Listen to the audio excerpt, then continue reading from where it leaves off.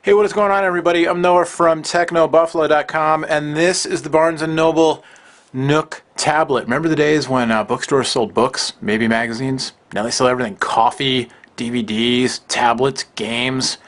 Amazon sells garbage cans. It's crazy.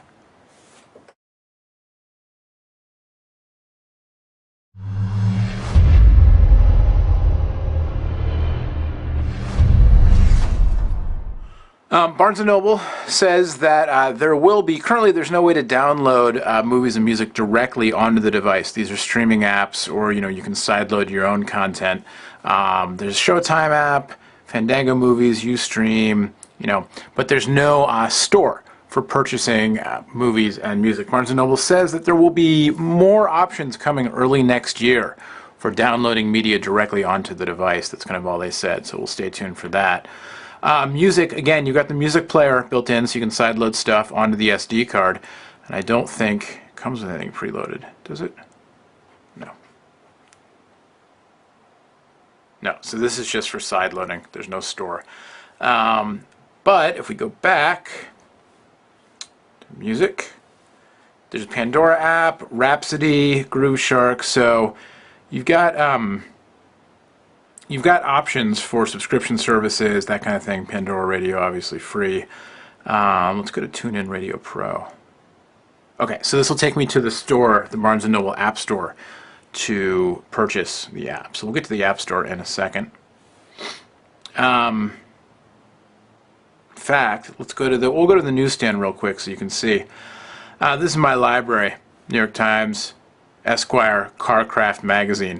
I get these demo devices, and I'm not going to apologize for myself. Anyway, you can also then shop for additional stuff. So if you're familiar with using a Nook, Barnes & Noble stuff, their stores are really, I think they're really well laid out. Very nice. This is the newspaper section. You can see all, or you can drill down according to categories or according to best selling. You can always search for things, so I could search directly for, let's say, something to do with music.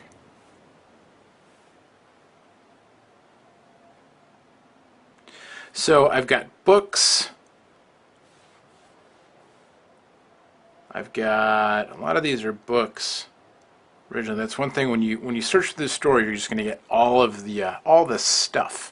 And I can download, or I can sort rather, according to, best-selling titles, all that kind of stuff. But still, I basically got everything. So I'm going to go back here. Let's go back to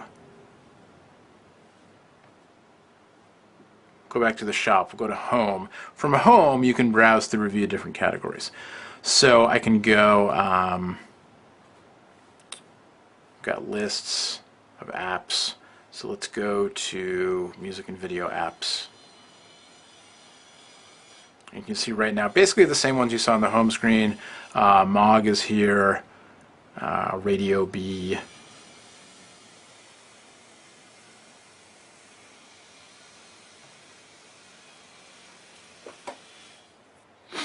And then you've got the App Store, which are apps that are specifically tailored to the Nook device. So again, it's Android 2.3, but Nook custom UI on top of it. And the apps have to be submitted to Barnes & Noble. They have to be sort of optimized to run on the Nook tablet, or the Nook Color. So we'll go to games here, and we'll go Doodle Jump. We'll open it up. And you can see that, I mean, Doodle Jump isn't, that heavy. It doesn't tax the system that much, but, loaded very quickly. Plays quickly, the animation's smooth. Sorry. Oh, I'm not any good, but that's okay.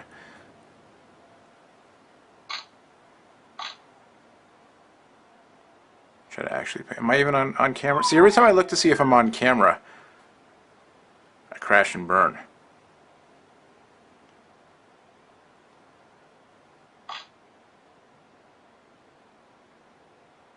Boing, boing, boing. Boing, start flaring! Bye-bye.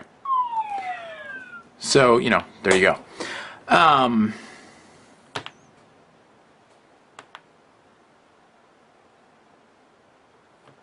go back to apps, and we'll go to the shop, and now we've got recommendations for games.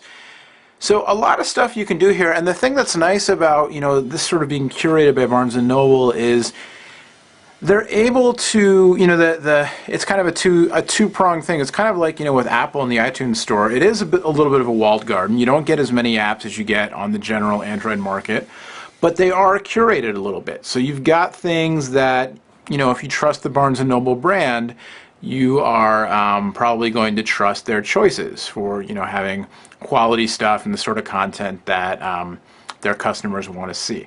That being said, I obviously haven't gone through all of the apps yet, so I don't know. For all I know, there's stuff on here that's total garbage, or, you know, who knows. So we'll have to go through it. But the Snowy Live wallpaper is a bestseller. So you know, let's see. Download process is easy. Things are pretty zippy. Live wallpapers, snowy. Configure. I want a massive snowstorm. I want it going fast, and I want the background. Oh, good. I get choices. I'm going to go ski lodge. Well, that's just terrific. Look at that, kids. $250 plus 99 cents, and you've got yourself a virtual ski lodge. What more could you want? It's winter in California. So there you go. We've been doing this for a while. I could do this, you know, for longer and longer, but we will go quickly to the web browser because I'm sure you're interested in the web browser. You don't want to see carmagazine.co.uk. You want to see, does this rotate?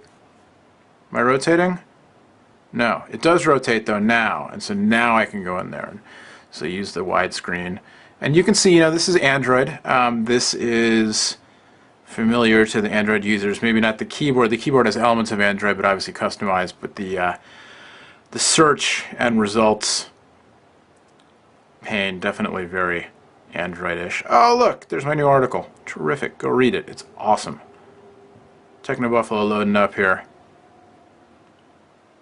The scrolling is pretty smooth, even though I already got something on the keyboard, or on the display rather. But the scrolling is smooth. I don't know if this will pinch and zoom because it's a mobile view. Well, let's go to this, the $20 Mac Part 3 conclusion. Will this let me pinch and zoom? No. If I open up, can I open up just this photo? Yes. And now I can pinch and zoom. And, you know, it's smooth. And the only reason this photo might look a little blurry is because I took it and I'm a bad photographer. But actually, it's not the display at all. It's the quality of me. And then I've also got the Android buttons there for zooming in and out. I can open new tabs or new windows. I can go bookmarks. Go to the web browser settings. So right, you can default between, or you can switch your default between tablet and desktop. So we'll go desktop there. Turn JavaScript on and off. Enable plugins. Privacy settings. There you go. So if we go back to the Buffalo here. If I reload, will it now give me the desktop view? No, I probably have to clear the cache. Oh, but I can scroll it out. Anyway, so there you go. It's pretty responsive. The scrolling's smooth. There's an accelerometer in there, and you know, all in all, oh, there you go. Now I'm getting the full desktop view. So, you know, obviously not perfect. But I mean, it feels on first, you know, like I said, I've only had it for a couple hours. It feels pretty smooth. It definitely feels a lot like, you know, the things that I liked about the Nook Color, kind of the very just kind of simplified, user-friendly, easy to use interface. It's very straightforward. A lot, you know, riding on the Barnes & Noble customization and making their app store simple to use and that kind of stuff. This is a little bit more complicated, but not really that much more complicated. They are always trying to upsell you stuff, but you know, that's kind of how lots of things are these days. I think for somebody, you've got the email functionality built in. I think for somebody who wants, you know, an inexpensive tablet, I mean, you've definitely got to consider this. You've got to consider the Nook Color. I would, and the Kindle Fire, and I would look at these before I would look at myself.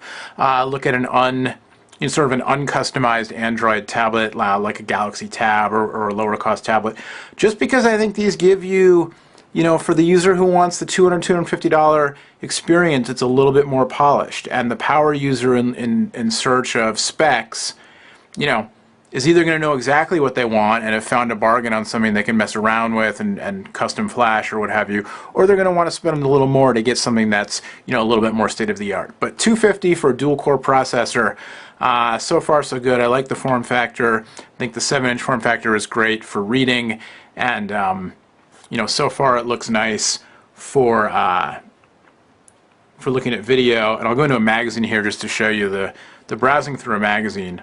You know, it's fast. I mean, these pages, you know, they move very quickly, and you can do the animations. And what's really cool about this, actually, it's sort of geeky, but you've got like the see-through thing. You've got, you know, as you turn the page, through the back of this page with this ad here, I can see through to the content on the front, and it's reversed. And I don't know, it's just kind of neat, you know, it's a little geeky thing. So you gotta look for geeky stuff, even in e-reader / tablets. So there you go. It's a not so brief first tour around the operating system of the new Barnes & Noble Nook tablet. Again, $249 available right now. It runs a very modified version of Android 2.3, and it's running off of a dual-core 1 GHz TI OMAP processor with a gig of RAM and 16 gigs of internal storage, although most of that is earmarked towards Barnes & Noble stuff. Only a little bit of that is user accessible with your own files. But then you've got on the back here, under this tab, you've got a micro SD card slot, so you can expand your storage. USB port on the bottom, comes with a charger, microphone for the new Read to Me feature, where you can record and read, I guess it's called, rather, where you can take a kid's book and record yourself reading along with it, and then send it to somebody who also has a Nook tablet. And then your headphone jack for listening to audiobooks and music and all that kind of stuff. So there you go. Under $5. The Steve Jobs biography, really? It's under $5? Well, no, it's $14.99. You get a free sample, though. I'm going to say, I don't think that'd be under $5. You got to fix that, Barnes & Noble. You don't want to mislead people. All right, till next time. I'm going to play with this some more. Thanks again to the folks at Barnes & Noble for sending it over. Thanks to you for watching. My name's Noah. The website's Techno Buffalo. What else do you need to know? See you later.